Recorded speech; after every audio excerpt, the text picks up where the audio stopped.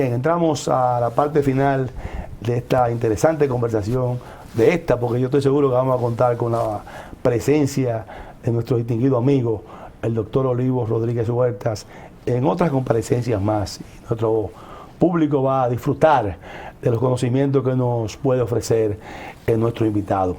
Olivo, tenemos que tocar un tema obligatorio, que es el tema del Código Penal. Lamentablemente estamos luchando con un Código Penal que tiene años y años y años, y cuando creíamos que estábamos ya a punto, por lo menos, no va a lograr lo perfecto, porque eso nunca se va a lograr, ni lo ideal, pero por lo menos de avanzar a algo. ¿Qué es lo que pasa? Porque, bueno, ya vimos cómo se tuvo que dejar para la próxima legislatura. ¿Cuál es tu opinión en ese sentido? Mira, ¿Tú eres de lo que cree que podemos hacer algo adelante y seguir arreglando? ¿O tú eres de lo que cree que es mejor hacerlo todo bien juntos? Hay que tratar, hay temas en las que va a ser imposible poner de acuerdo a la sociedad y a la representación política en el Congreso, porque son temas que mezclan más allá de los temas normales y ordinarios de la vida cotidiana, a temas de convicciones de carácter personal.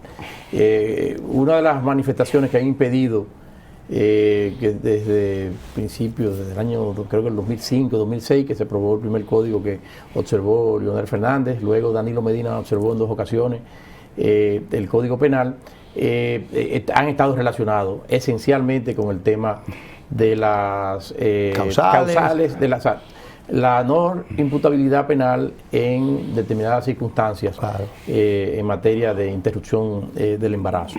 Entonces, ese tema ha desdoblado, pero creo que esta vez, Alberto, la causa, lo que ha obedecido que el proyecto no pudiera concretarse finalmente y convertirse en ley de nuevo en el Senado de la República, fue algo que ya al final de un aparente consenso, porque ya sabemos que con el tema de las 3 causales es imposible llegar a un acuerdo, pero adicionalmente, aparentemente al final en la Cámara de Diputados se introdujeron nuevos elementos que tocan ya también temas sensibles, aspectos relativos a la discriminación de personas en función de su orientación sexual y otra serie de cosas, que son también de estos temas que se han ido agregando dentro de un contexto de visión religiosa de la sociedad. Particularmente yo, sale que me considero un católico, entiendo que para los cristianos, para los católicos, hay una serie de temas que tienen una sanción, y es la más grande para un cristiano, que es privarse de la presencia de Dios. No sé si, no estoy claro de que debemos trasladar nuestras convicciones que tenemos por una sociedad abierta y plural, donde otras personas no tienen necesariamente tener nuestras convicciones y tenemos que imponer y trasladar las mismas. Pero sacado ese aspecto, se llevan este tipo de cosas, y creo que eso es lo que ha originado que en el Senado se generaran. Hubo también algunos gazapos que salieron, por ejemplo, se está consagrando ahora la responsabilidad, que es algo más moderno en el derecho penal, de la responsabilidad de las personas morales, y por ejemplo, fue muy notorio que se estableció la ausencia de la responsabilidad penal de los partidos políticos. Por ejemplo, en España, la caída del gobierno del presidente Rajoy, estando yo de lado, obedeció a la sentencia de condena en el caso de Gürtel al tesorero del partido y una condena al propio Partido Popular. Y eso dio lugar a la disrupción del hoy presidente Pedro Sánchez. Entonces, el tema de la responsabilidad penal de los partidos políticos, que obviamente a los partidos políticos no se le impone, porque a las personas jurídicas no se le impone pena de cárcel, pero sí hay otras sanciones que son aplicables en función de su naturaleza. Entonces, eso por ahí. Después, ahora mismo, con estos temas vinculados a los procesos de corrupción que hay, se ha manifestado insuficiencia con los problemas derivados de irregularidades en la adjudicación de contratos, violaciones de las leyes de procedimiento. En realidad, la primera ley de compras y contrataciones establecía una sanción penal para eso, pero 4 meses después fue derogada en el propio Congreso el texto que establecía esa penalización de esas conductas.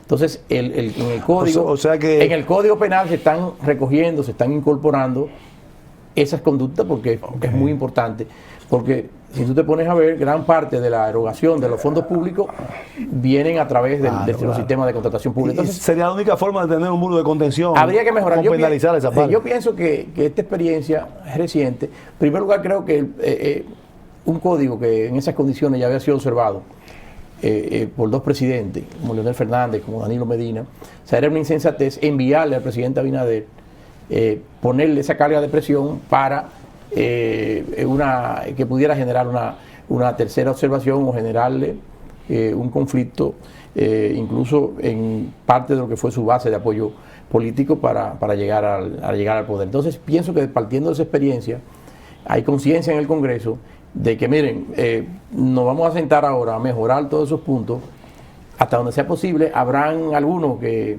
lamentablemente tendrán que someterse a la votación y democráticamente, aunque no me guste, tendremos que acogerlo, el sistema de la votación, pero que no se desmejore el contenido de lo que debe ser un buen código penal tras tantos años de lucha. Entonces yo creo que yo tengo la fe, tengo la convicción de que finalmente, antes de que concluya este año, podrá lograrse un gran consenso entre Cámara de Diputados, Senado y una parte sensata, ¿no?, de la población, que permita que finalmente se alumbre el Código Penal que necesitamos frente a los desafíos de las sociedades actuales.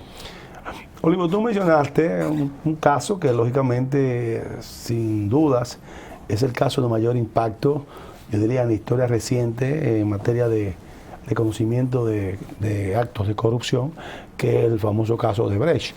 Lo mencionaste así por arribita ahorita. Estamos prácticamente en una fase ya donde están ya concluyendo los acusados, sus defensas. ¿Cuál es tu expectativa o vamos a decir, tu apreciación en materia de tiempo de cuándo esto tendrá, en la forma que sea, por lo menos en esa instancia, ya una definición? No, bueno, ya eso tiene una programación. Esta etapa final de los discursos. Una programación que es de los discursos inquebrable. Sí, ya están las partes, ya ahora tú no puedes presentar ningún tipo de incidente, ya no se presentan pruebas. Sí, pero a partir de ahí. Ya después, es el discurso conclusivo. Entonces ya a partir de ahí ya hay una calendarización incluso del momento. Me parece que originalmente, antes de algunos acontecimientos que motivaron por un lado, porque algunos magistrados de las magistradas tuvo afectación del virus, del COVID, hubo que pararlo, estuvo la triste partida del hijo de Ángel Rondón. Han habido varios acontecimientos que han pospuesto, pero se ha reprogramado. Y yo pienso que, me parece que finales de octubre, principios de noviembre, habrá sentencia de primera instancia. Entonces ese es un hecho cierto.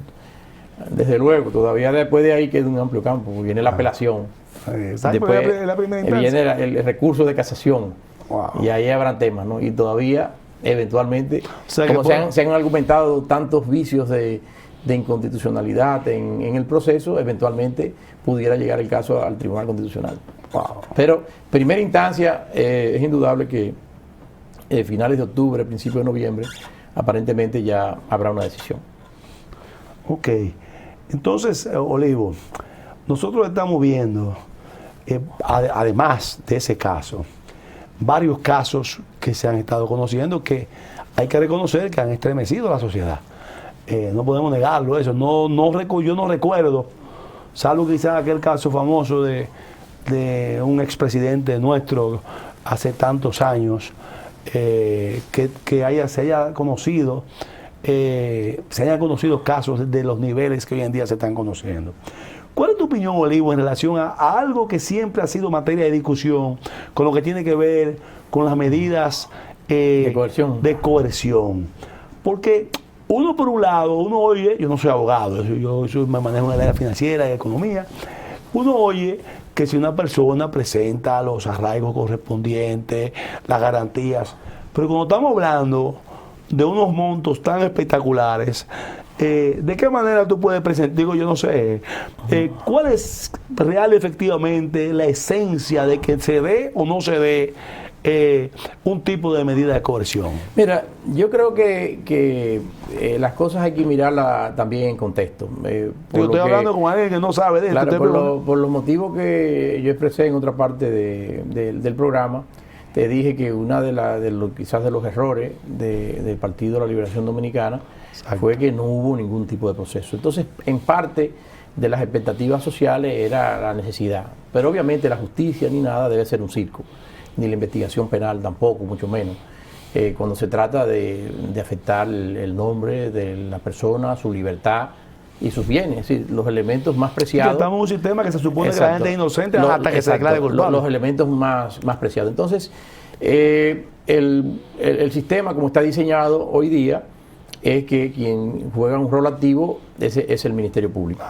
Y desde la justicia hay un juez de la instrucción que controla las diferentes etapas o interviene en las diferentes etapas del proceso penal, sobre todo en la etapa esta de investigación. Hay un juez de control de la investigación penal que realiza el Ministerio Público. Ahora mismo no hay una acusación contra nadie, ahora mismo hay investigaciones penales en base a hechos que el Ministerio Público entiende que son graves, donde se han tenido por características... O sea, perdón, ¿no hay acusación? No, porque la acusación viene más adelante, después de la investigación. Okay. Entonces, por eso se otorga un plazo para la investigación, pero en el caso Pulpo, que fue el primero de los casos, porque el tiempo pasa muy rápido, Alberto, los 8 meses pasaron y hubo que pedir una prórroga, una extensión. En el caso de Brecht sí está en la acusación, claro. Ya, en el caso de Brecht ya pasó esas etapas. Ya toda etapa la pasó. Pasó la etapa de control. Ahí viene... Luego de que el Ministerio Público concluya su investigación, claro, entonces se presenta un juez, presenta la acusación y un juez, en lo que llama la etapa intermedia del proceso penal, va a determinar si hay mérito o no y en base a qué prueba para que una persona sea juzgada. Okay. Entonces viene el juicio, como el caso de Odebrecht que se está celebrando ahora, el juicio de primera instancia. Pero entonces el tema es que, iniciada una investigación, bueno, pues el Ministerio Público está facultado para pedir medidas de coerción. Okay. El código gradúa, el principio es la libertad de la persona, y salvo determinadas circunstancias no debiera aplicarse la medida más extrema de coerción, que es la restricción de la libertad en un centro penitenciario.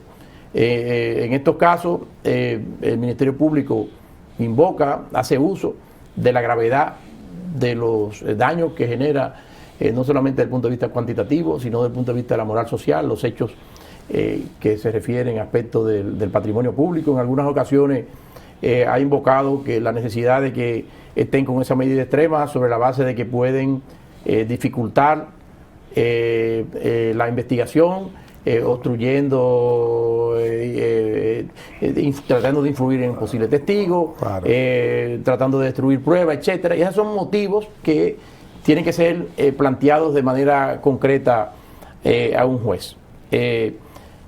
La situación es esa, y entonces los jueces gozan de la libertad. En algunos casos han habido distintas medidas, que penas restrictivas en centros penitenciarios, en algunas ocasiones prisión domiciliaria, en otros casos incluso han habido temas como el último caso de Miguel José de Moya, que fue una libertad bajo fianza. Es decir, hay distintos claro, mecanismos, distintas modalidades que el juez lo gradúa en función de esas expectativas. El problema es que en casos como estos, hoy día, Alberto, y eso es parte que ha sido objeto de análisis, hay literatura y doctrina sobre el tema de los excesos del populismo penal. Entonces puede ser que en algunas ocasiones la divulgación masiva por los medios ejerza una presión sobre los jueces, en el sentido de, bueno, ya tú lo has visto todo el mundo, si se habla de esto y si esto es o no así, yo no sé porque nadie sabe. Entonces los jueces, claro, lamentablemente en muchas ocasiones no son más proclives a otorgar la medida más extrema y claro, son más cuidadosos para ordenar otro tipo de medidas. Pero yo pienso que con el tiempo el sistema tendrá que ir perfeccionándose y no hay, creo que si hay una buena investigación previa, si se avanza mucho en una buena investigación previa, entonces no hay necesidad de recluir durante tanto tiempo con carácter preventivo a personas investigadas por un proceso penal. Lamentablemente el tiempo se nos ha agotado de esta interesante conversación con nuestro distinguido invitado, el doctor Olivo Rodríguez Huertas, a quien le decimos que siempre Sin Esquemas lo tendremos con nosotros y nuestro público televidente tendrá la oportunidad de recibir esas orientaciones útiles y productivas que usted nos tiene acostumbrado a dar. Hasta una nueva entrega de Sin Esquemas.